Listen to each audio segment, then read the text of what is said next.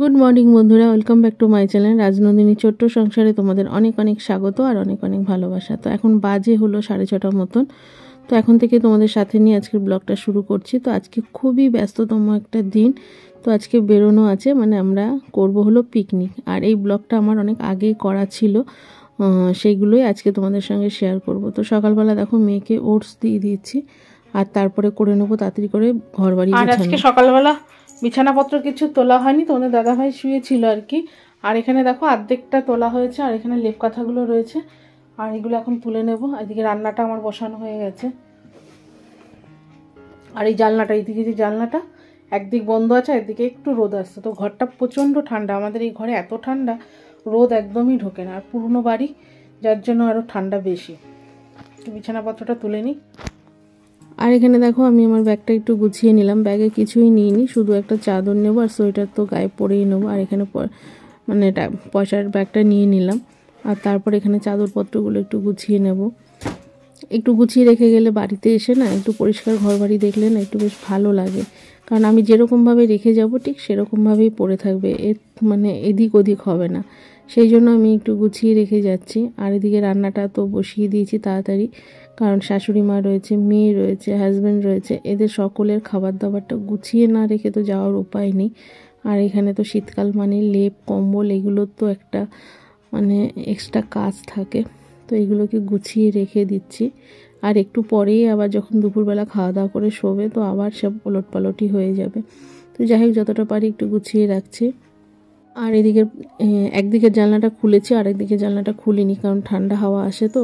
আর একটু বিকেল হতে না হতেই না মশার উৎপাত হয়ে যায়।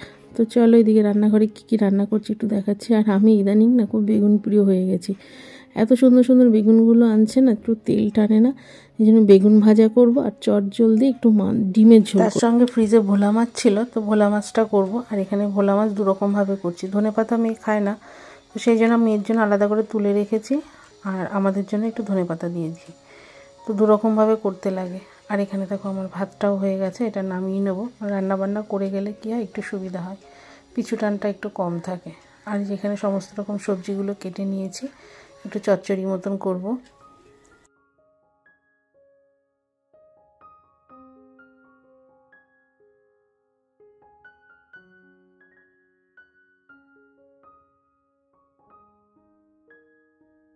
আর এখানে আমার রান্নাটা কমপ্লিট। আর এদিকে দেখো চচ্চড়িটা নামিয়ে নিয়েছি, একদম ঘেটে হয়ে গেছে। কিন্তু এভাবেই করেছি, ইচ্ছে করেই করেছি।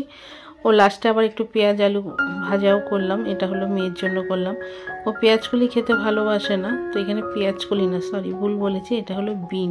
তো বিন আর আলু ভাজাটা খেতে ভীষণ ভালোবাসে, তো সেই জন্যই করলাম। আর মেয়েকে খেতে দিয়েছি, দিয়ে শাশুড়ি মাকে খেতে দিয়ে তারপরে রেডি হয়ে বেরোবো আর কি। আর লাস্টে দেখো একটু ফুলকপি ভাজাও করলাম। সব সবজিগুলো শুকিয়ে যাচ্ছিলো বলে একটা এটা করব না তো সেটা করব না, এই করতে করতে কিন্তু অনেকগুলো পদও করে নিয়েছি লাস্টে।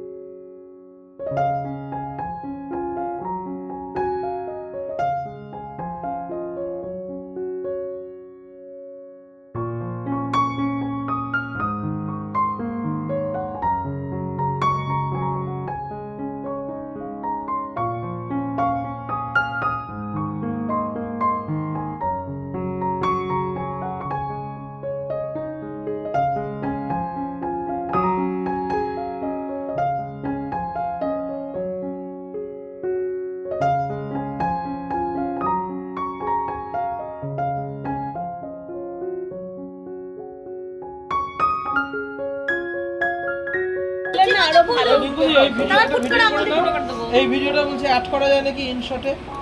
সব করা যাবে। ওই আগের ভিডিওর সঙ্গে আমাদের পকোড়া কি শেষ হয়ে গেছে? খালি গামলা চলো, খালি গামলা আমাদের পকোড়া না, ভর্তি গামলাটা নিয়ে নেবা, তোমায় পাঠিয়ে দেবো তো। ভর্তি গামলা আছে? না না, এটা মিঠু দিকে না, আমাদের মিঠু দিকে দেখো। মিঠু দি তো খুবই নায়ক নায়িকা। ফাল্গুনি দিকে নিয়ে, ও ফাল্গুনি দি, ও ফাল্গুনি দি আলুর দমে করে ইয়ে তোলো। মিঠু দি তো মানে না না, এটা যেটুকু হয়েছে সেটুকু তুলি। জলপান চাটনি ও কি করেছে অর্পিতা? কোনটা? এই যে অর্ধেক খুলে। ও দেখো দাঁড়াও, সোয়েটার খুলে দিয়েছে, ফটো তুলে পাঠাবো না।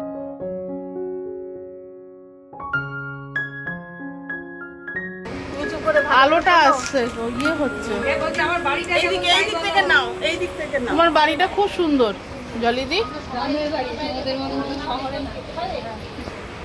আলোটা আগুনটা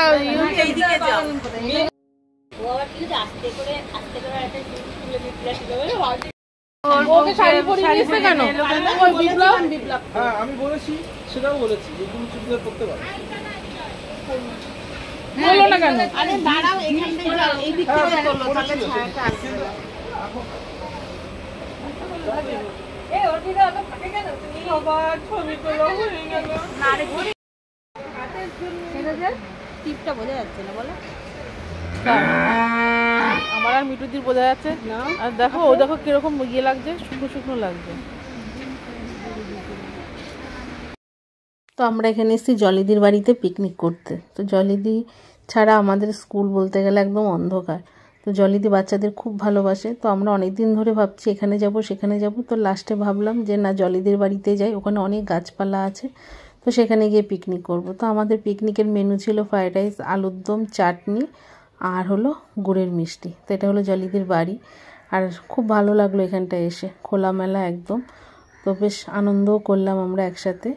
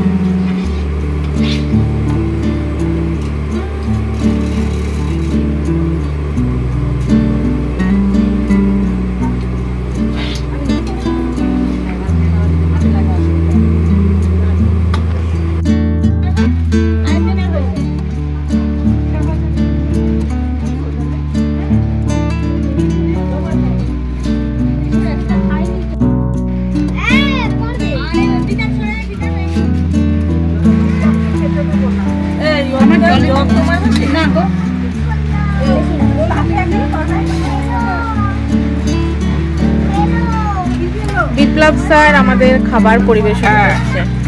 আমরা দেরি করে এসেছি, কিন্তু আমরা আগেই বসে পড়লাম। আসল কথাটা বলে যাও বিপ্লব। আসল কথা হলো আমি বাড়ির কাজকর্মের জন্য দেরি করেছে।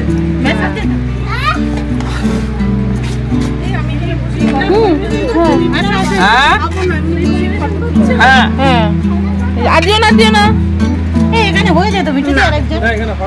না না না, ফাল্গুনিদি খুব ক্লান্ত, একটু ক্লান্ত না। তুমি এটা ফটো তুললে না, তুমি করো না, করো না, আরেকবার কি প্রণাম করলো? হ্যাঁ করো করো, ফটোটা তুলো, না করো না। কাকুলিদি ফুলকপি বাড়ছে, খুব সুন্দর গ্রেভিটা করে করেছে। আর দিও না। ঠিকঠাক হয়েছে কিনা খেয়ে বল। তোমরা নিচে তো বসতে পারবে। জলিদির বাড়িতে ভীষণ আনন্দ করলাম। আজকের পিকনিকটা কিন্তু একদম ফাটাফাটি হয়েছে, এত মজা আনন্দ করেছি সে আর বলার কথা না। তো বাড়ি এসে শাশুড়ি মাকে খেতে দিয়েছি। তো চলো আজকের মতন এই পর্যন্ত, সবাই খাওয়া দাওয়া করে শুয়ে পড়বো। গুড নাইট, সবাই ভালো থেকো, সুস্থ থেকো।